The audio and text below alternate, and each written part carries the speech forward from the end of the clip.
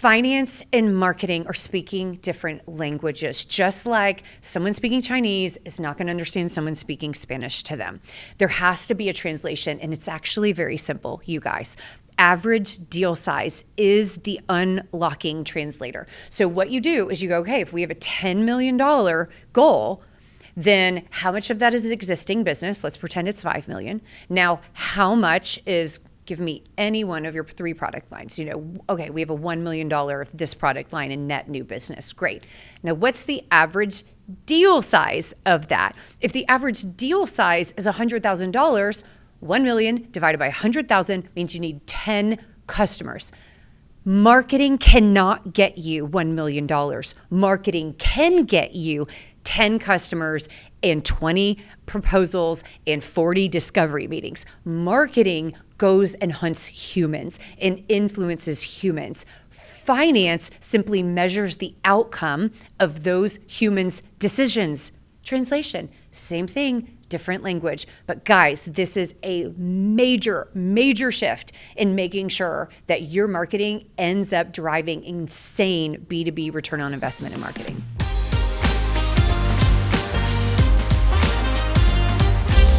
Hey everybody, and welcome to the Marketing Blender Show. I am Dacia Coffey, and today one of our lead chief marketing officers, Crystal Jones, is joining me, and I'm so excited to have you on set today. I'm excited to be here. I love it. Me too. And I'm super excited to share with you what we're talking about today. So Crystal's had several experiences where she's been able to take and help a startup go from 0 to $1 billion valuation and a lot in the middle. So she knows a lot about this upcoming topic. And so what we're talking about today is how does your P&L, your business finances affect, and how should it affect your B2B marketing plan?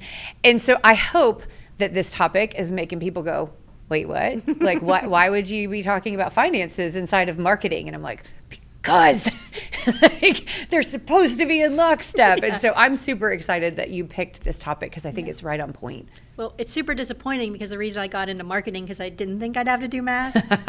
Right. So. Not so much. Exactly. Exactly. I know. So it's a bummer, but yeah. Okay. So where do we start with this? I mean, I think the first thing is, okay, when we're saying, okay, your finances are supposed to influence your marketing plan, like where do people start and, what do we mean by that? Well, I think a lot of marketers start with just lead generation or trying to put some content into market. And what that does is that disconnects them from the overall business. Yes. So they're operating in a bubble.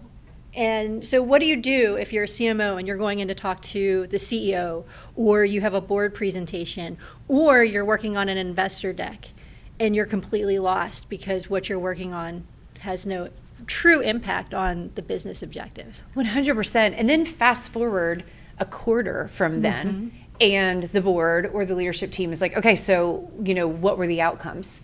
And a marketer goes, we launched this, we did this, we reached this many people, we got social media going, we did 2 videos. And they're going to say, no, like, what happened in the numbers? Yeah. Like, how do we know it worked? And holy cow. And there becomes like the self-fulfilling prophecy of marketing and leadership. And it's terrible. Like, it's a horrible situation for everybody to be in. Well, and then you're forever tactical. You're never going to be strategic. Yeah. And you're going to have salespeople that are unhappy with you because you're disconnected from pipeline. I've had the tough conversation with CRO saying, hey, look how many leads we brought in. And he's like, I don't care. I don't have any pipeline. Yeah.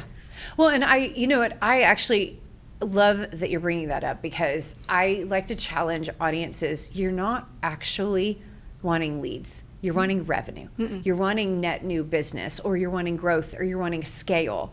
But when you name it leads, you literally limit and cut off a huge chunk of tactical strategy that you can deploy in order to scale a business versus lead generation. Yeah.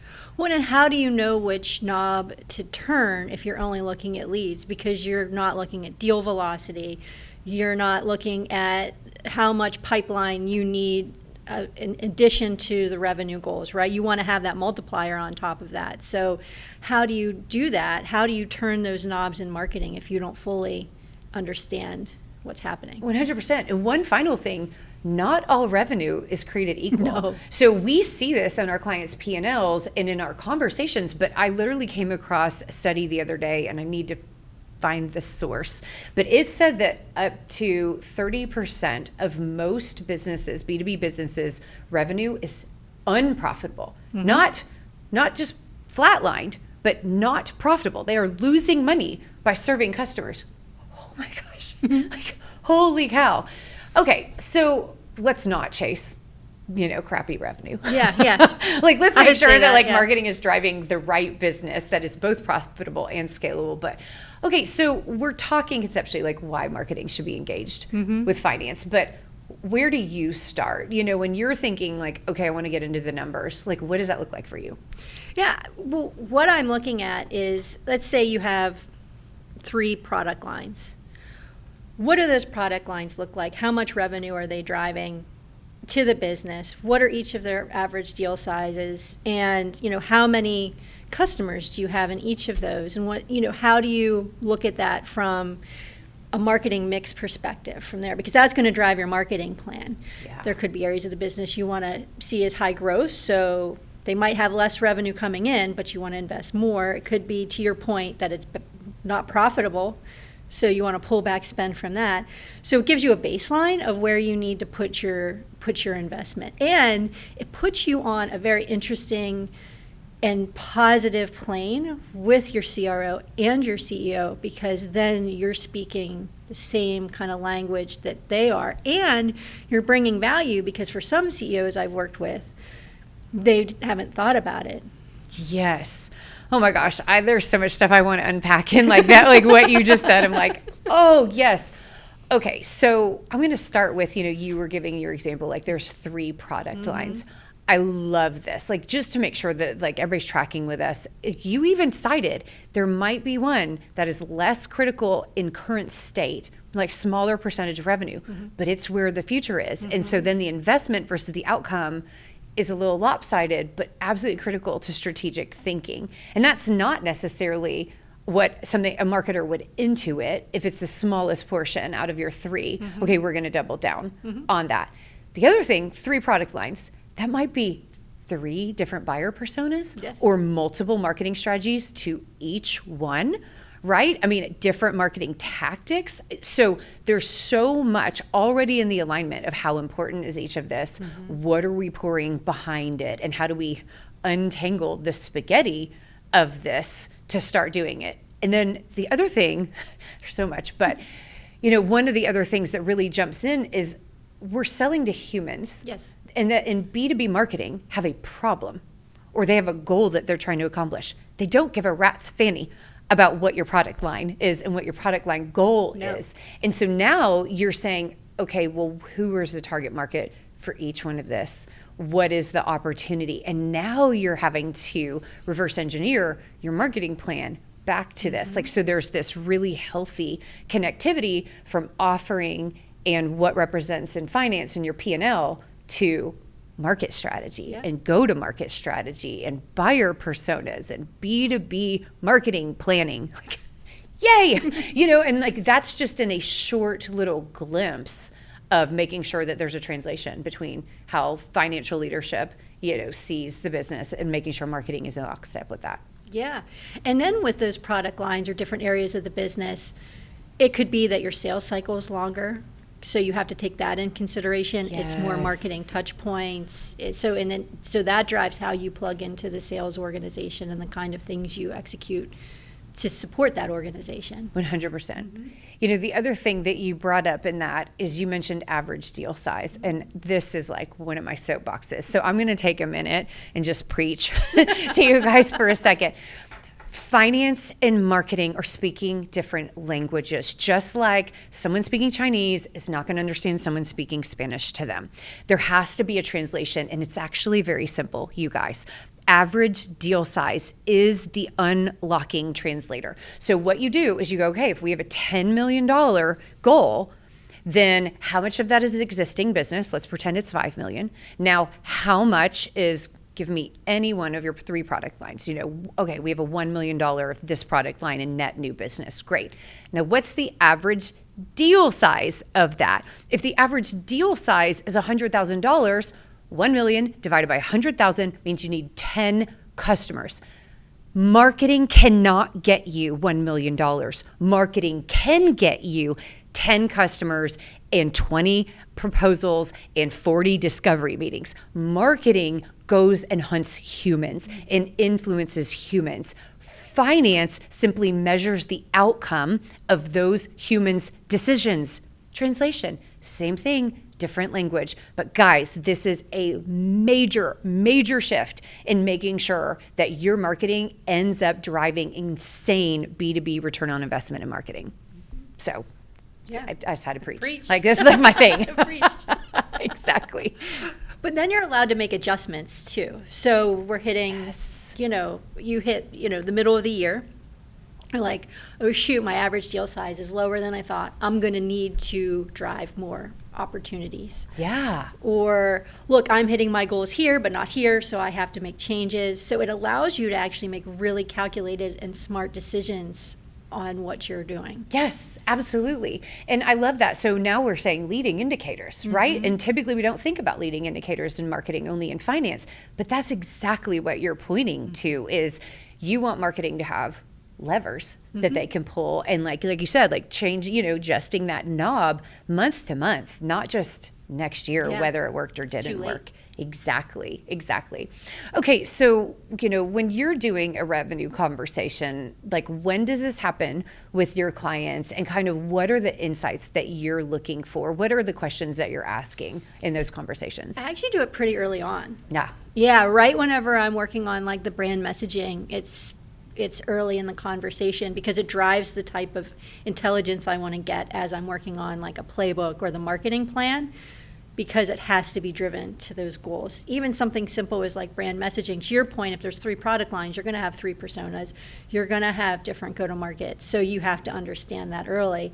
And a lot of times it's a very enlightening conversation for the CEOs that I'm working with. Yeah.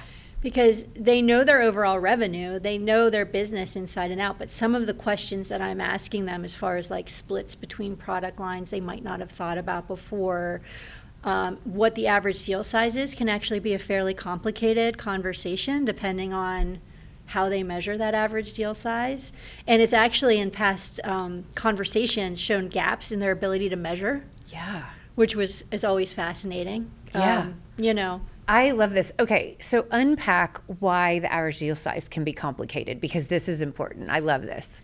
Yeah, well, sometimes it can be a lot smaller than the CEO thinks. Like he's like, oh, I'm driving, it's like $20,000 a deal, and then you start driving and you're like, it's about $1,500. Yeah. Or the average deal size can be split between small, medium, and large businesses. So it's not just a simple, oh, our average deal size is $50K. It's like, well, this amount of it is their $5K deals, and then I have like 1 or 2 really big customers that's like driving a bulk of it. Yes. And you're like, oh, that's completely skewing it, and that's not normal. That's a different thing. So when you find like categories of deal sizes, what do you do with that? Oh, that's a really good question. Well, they're going to have different marketing motions, because the larger ones are going to take longer time. They're usually more of an account-based approach. So the whole like a funnel, hunter strategy. Yeah. And there's a lot of alignment that needs to happen with that with the sales team. Yeah. I mean, there's always a lot of alignment with the sales team, but that one particularly takes a lot of like, these are the types of accounts we want. So we got to give that attention in a different way. Yeah. So that's more of an account-based strategy. But for the smaller ones, you might be able to do more of a typical marketing funnel, leads, MQLs, SQLs type of motion. Yeah. Well, and it's such a great point, because, you talk about, deal velocity, or, I like to use the phrase speed to revenue. So same idea. But you're right. If you're whale hunting, that typically suggests a much longer sales cycle. Or even nuance where there might be side doors where you have a product strategy, or even, kind of like a quasi go-to-market where you use a product to open an account and then land and expand. And that is so different than saying, okay, we have revenue risk because we only have 2 major accounts. We can get volume of smaller accounts faster. Now, it's not going to scale us as fast, but it's going to build more resilience and balance and diversity in, and especially if you're looking out to the future. I mean, that's so healthy. But then it challenges everyone on the same page to be like, what are we prioritizing? Exactly. And it's the right conversation versus, hey boss, I did a webinar. So aligned with what? Yeah. Like not just features and benefits. I mean, totally different conversation. It is. And I love the land and expand because that becomes a big part of the model is what accounts can we go into and expand on and making that part of the modeling. And not to forget churn either. You need to bring the churn in, and that's sometimes a number that's elusive. So you're kind of using like a average, so. That is absolutely huge because, back to the point, like marketing can't go get you a dollar amount, but it can go get you the humans that lead to that dollar amount. If humans are jumping ship and you're not addressing that in regards to your growth goals, you cannot scale. And I would argue that marketing can play a very valuable role, whether as just internal facilitator or even, client delight, nurture, and like sales support and account support, just depending on your business model. But you shouldn't be pushing marketing out of operational effectiveness and client retention. I mean, I've gotten involved in doing customer support portals. Yeah. To support marketing outreach using, product marketing is the guide on that, plugging into the product team more closely, which is also very, we talk a lot about sales, but plugging into the product motion, what the features and benefits are coming up.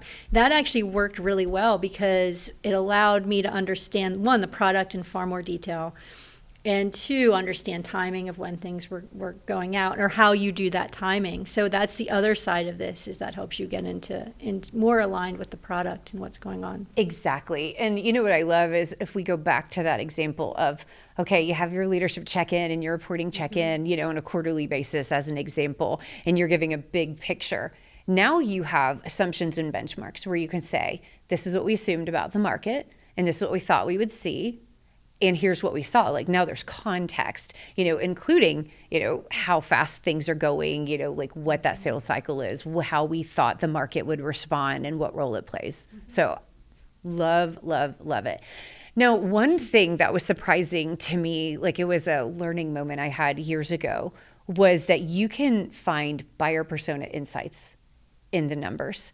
And when you mentioned, it being very insightful for CEOs, this idea of like, what do the numbers tell us about humans and their decisions and how they engage with us can set us up so well for targeting and decision making and like what those tactics eventually look like. Have you seen those kind of examples? Yeah, I mean, an example comes to mind where it turned out marketing was attracting, one or two users at a time. Yeah. It was just individuals just looking for a solution. And those tended to be shorter term customers. And so it changed the marketing to go after bigger organizations and to kind of stop going after you can't stop completely because you can't just, change, you don't have that much control over inbound, but, but it changes the types of messagings that we were using to try to get, bigger organizations or bigger groups of people to sign on with us. More adoption of the product within an organization became a really big focus of ours. But we started to understand more of who we wanted what personas we wanted and which ones we didn't. Was what actually happened from that. Yeah. It was interesting. That brings to mind a story that happened with me where. So we had identified, those tiers, and so they had a handful of their whales and then, their mid-tier, and they were like, we're getting bogged down with these smaller one-off type of a client. So then we're diving into that even before we start talking psychographic and personas and that type of thing. We're just talking about the numbers. And so I'm like, okay, well, tell me about your whales since, there was a limited number of them. Yeah. And half of them were like, well, I mean, they weren't that big when they first started with us. And they go, we've grown with them. So ironically, they were a totally different persona. So targeting that and then growing, and that's a revenue strategy. Like find up and coming, aggressive companies, value aligned, and like turn them into whales. Yeah. And so that was both a marketing, penetration, attraction, and then an account management, which turned them, and that was different because they were capable of also serving enterprise. But inside their whales, just inside these 6 or 7 accounts, there were 2 distinct buyer personas that completely transformed the marketing plan and strategy before we ever started the marketing planning, you know? And so it was so fun to be like, oh, and the numbers told us that, you know, just the narrative behind the number, you know, not even any research, just what's actually happening in your deals. At the Marketing Blender, we have fractional CMOs and outsourced marketing teams to drive your success. The 2 most common problems that we are approached about is how do we break revenue plateaus and accelerate success, or how do we attribute marketing to revenue impact? And the answer is that we build a system, because your marketing should be driving revenue, it should be driving your reputation, and it should be driving resilience. If you want to learn more, check out themarketingblender.com. Okay, so what tips, like let's imagine, okay, people are listening and they're like, yeah, I get it conceptually, but where do I start? Or how do I do? Like, what tips do you have for people saying, all right, we're gonna start shaking hands across like the finance and marketing aisle? Like, what would you say? Yeah, it starts with a conversation. Yeah. With finance, with the CEO.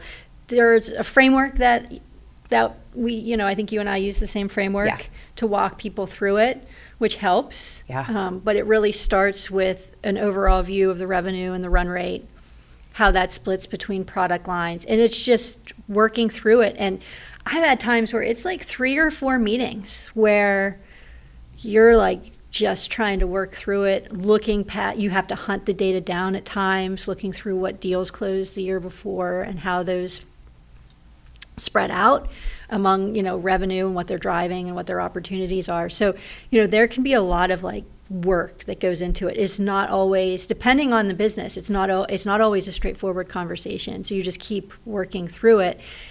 And then if you don't have the information, that is okay. Mm-hmm. That's fine. Just make the best possible assumptions that you can, and then measure it going forward, and then you start having your baselines. Yes, exactly. And I love what you say about it doesn't matter if you don't have all the information. I think that's so powerful to go, okay, this is what we know. This is what we wish we knew. Because now you can find different ways to get that information and start building benchmarks or agreeing on an educated guess around your unknowns. Yeah. And it's okay, because you can't accomplish like a return on investment system in B2B marketing if you don't start somewhere, which is where you're at right now in that conversation. I love it. Yeah. Absolutely. Don't feel pressure to have all the information. Yeah. And be honest whenever it is an assumption, because then you're going to back yourself into a corner later and you're going to, you know, you're gonna be like, where'd this number come from? And then you're called out. So, you know, just be very open about where it's an assumption and where it's not. Yeah. I mean, there's a prospect, I'm calling myself out on this, but it's okay. There's a prospect that I've been speaking with for over 2 years. And every time we talk, he's like, we are going to hire you. And I'm like, at this point, friend, we are friends. Like I don't have an agenda at this point. But his reason for not moving forward is because their data is dirty. And they have 3 brands across 12 product offerings, and they're marketing everything in the same way. And so they have 0 idea like what marketing is attributed to what. And I keep thinking, yeah, we're really good at this part. Like we are the ones that you could just be like, go fix it and hold us accountable. Exactly. And he's like, when we're clean, when we're ready, we'll be ready. And I know 2.5 years and they haven't even taken a baby step. And he's like, I don't know where to start. And I'm like, that's why. Okay, watch the podcast. Watch it. We'll figure you all out. It'll be fine. I know, exactly. We'll take care of you. Exactly. It can feel very overwhelming. Yeah. At first. Yeah. I mean, you know, but it's just taking the first step, and then it gets easier, and then it gets easier. But I can understand how it would feel very overwhelming. Exactly. To look at it. Exactly. Mm-hmm. And so just to oversimplify for you guys, a couple places on where to start with this conversation. Obviously, what's your revenue goal? But then what are your assumptions about where that revenue is coming from? booked business versus net new. And especially, and then are there segments that you guys naturally speak to, but maybe don't realize you're not saying or strategically aligning? So if there are different approaches inside of your booked business, okay, what are those? And organize and name those, right? In your net new, are they based on different product lines or different size clients, right? Just name, how do you naturally talk about your clients and how revenue comes in and flows through your business and how you keep it. And then, as Crystal mentioned, I want you thinking average deal size and organize it by those plain semantics and categories that you already use to think about your business, but now start doing that and then start associating numbers of deals in order to hit that. The questions that naturally come up are profound. Now, if you do have marketing and sales data, I'm gonna take you one place forward, and I do want you to be like, what's our win-loss ratio? You know, how many marketing leads turn into qualified sales leads? This is not finger pointing, this is data collection, getting everybody on the same page. And then also, if you do have marketing numbers, you know, really looking at, are we organizing our marketing spend around all of this or not? And it's okay, because this is not planning. This is, again, data collection to just known versus unknown. And one of the things that you will collect along the way are the questions you wish you could answer. And that's how you start to build a culture of growth where there's not finger pointing. Everybody's pointing in the right direction about, we're going to go get this and we're going to work in lockstep on how to do it. So hopefully that kind of, you know, at least gives people a place to start. I love what you just said about not pointing fingers and working with the sales team, because I have a client that we are going through right now because, you know, we've gone through 6 months of a marketing plan. Some things are working, some things aren't. But we're looking at those conversion rates, and it's not a conversation where we're pointing fingers at a salesperson or someone or a marketing person. It's an objective conversations about, this is where the numbers are, this is our conversion rate, why is it dropping? You know, why is it, and no one's defensive, no one's feeling, you know, I think we all feel stressed to make sure that, like, we're fixing it, but it's not a negative stress. It's just a joint investment in the business and wanting to make sure we're doing the right thing. That's completely different. Oh my gosh, I love it. It brings up, you know, where sales can help marketing and marketing can help sales. You know, so it's, nowadays they say, generally speaking, it takes between 5 to 12 points of contact, sales contact, before you close a deal. It is so hard to maintain a game status, to be like, I'm going to follow up with this person 12 times. But marketing can help pre-write emails, build automation, you know, I mean, create an ecosystem that keeps that person in the loop without killing that salesperson emotionally. And then on the flip side, what's a qualified lead? A lot of times sales doesn't realize that they have gut type of criteria that they are using repeatedly to validate whether or not this is a qualified opportunity. And a healthy conversation back to marketing around, if we can just nurture them a little bit further, or these are questions they need to have already answered before coming to a sales conversation, can be so profound. And like you said, not finger pointing, like support and getting everybody to their own individual goals inside of the part of the system they own. And the data can validate those assumptions and that gut instinct that the salesperson has, you know? Because without that data, a salesperson will be like, those from that lead source don't convert as much. And then you're like, I guess, I don't know. But a lot of times their instincts are right. They have enough experience. They're the ones, you know, actually talking to people, trying to set the meetings, trying to, you know, so usually those gut instincts are right. So then you're on the same page. You're like, oh, the data shows, Exactly, and just bringing a healthy combined curiosity to what's happening in the data and how do we work together to get where we're going. Now, I would be remiss if we were talking about finger pointing without saying it happens all the way up at the leadership level too. Most marketers nowadays are pretty burned out and pretty frustrated. They feel set up for failure at all levels, like from entry level to specialist all the way up to chief marketing officer. And we're seeing it in the churn rates of marketers. Most marketers, full-time marketers, don't stay at a role more than 2 years, and they are angry by the time that they leave. So talk to me a little bit about this, because you are really one of those special people where you have been able to supersede that and really have a calm voice of reason and vision at a leadership table. Like, why is there such a big difference? Like, what's happening in this marketing profession? Well, marketing overall, I think, is in a huge state of transition when you have AI disrupting everything. Yeah. It's harder now with some of the changes to actually measure the way we'd like in the detail that we'd like. Yes. Tools are expensive.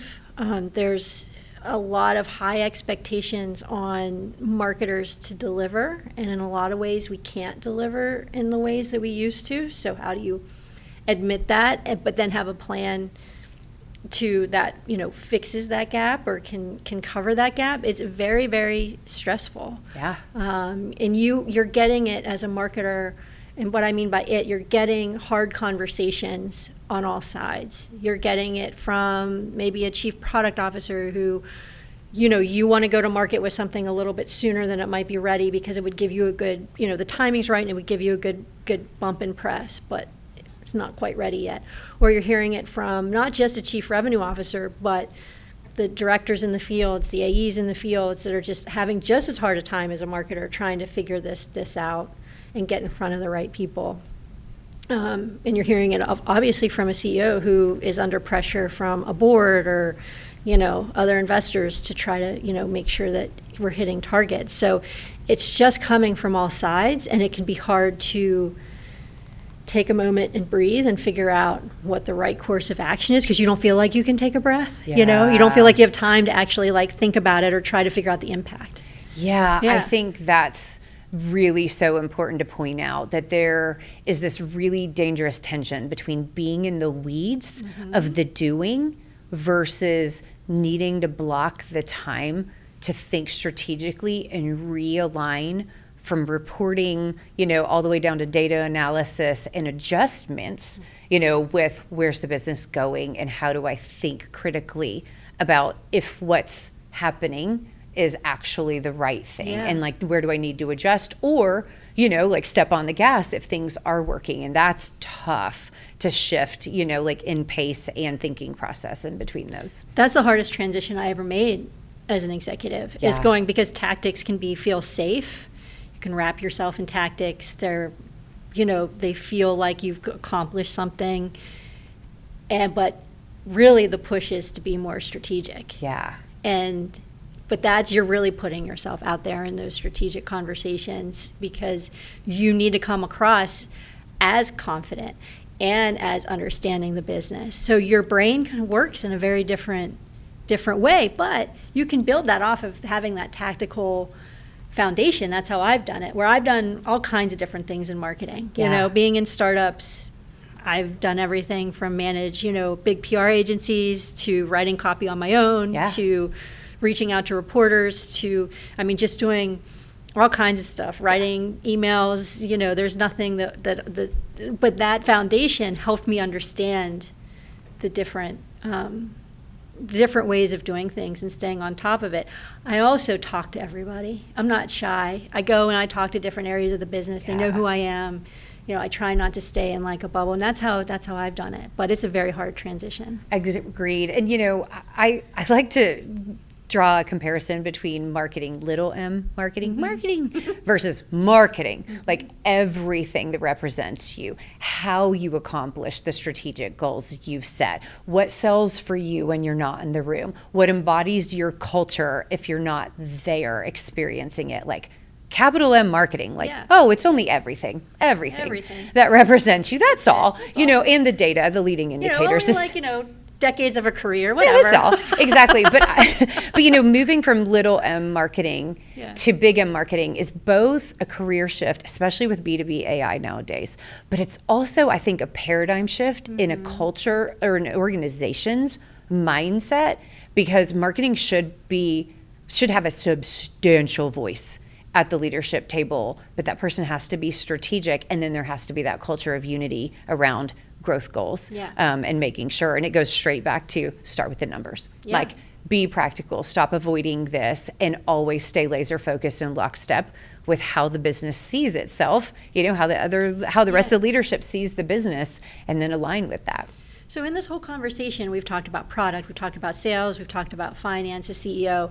Imagine you're sitting around an executive table, you're talking about Q1 or Q2 or what you're going to do next. So as a marketer and a big M marketer, you've already had a lot of the tough conversations that should come out in that executive meeting. There should not be any surprises. Yes. So imagine like the amount of trust you have sitting there. You know what's going on. You know what the product officer is going through. You know what the sales leader is going to say because you've talked to them. Yeah. And so you have that relationship. You have that trust. And then you are going together. So yeah, it makes a huge difference. That seat at the table, and yes, experience helps accomplish this, but it's not about age. Like, no. It is about a decision to do the work, to understand the business, get outside of your bubble, and progress towards a more strategic point of view that you can defend and advocate for without feeling defensive. Exactly. Yeah. Don't be defensive. That's a really good point. And I've done it, so I'm just giving advice from my own experience. It's so easy when you're so close to what you're doing to feel really defensive, especially because as marketers, we get so many questions or people who think they know what marketing is or what we should do. And just take that guard down a little bit and listen, because really what the conversation is the person you're talking to probably just wants to be listened to or feeling like they have some kind of input into what is happening for better or worse. But it's easy to be defensive. It's harder to kind of let that guard down. Oh my gosh, I love it. Yeah. Absolutely. Crystal, thank you. And you guys, thank you for hanging out with us. No, we're not going to lie. This is a complex conversation. So we want to hear your questions. We want to hear your thoughts. If there's something that we can provide, we're in the trenches every single day alongside of you. Let us know how we can help. Side note, there's also a B2B marketing return on investment episode that just went live recently. So that will give an even deeper dive into what Crystal's referring to around how finance can drive strategic insight into B2B marketing. So thank you guys. Definitely hit that subscribe button so that we can make sure to see you in your feed next week. Onward and upward.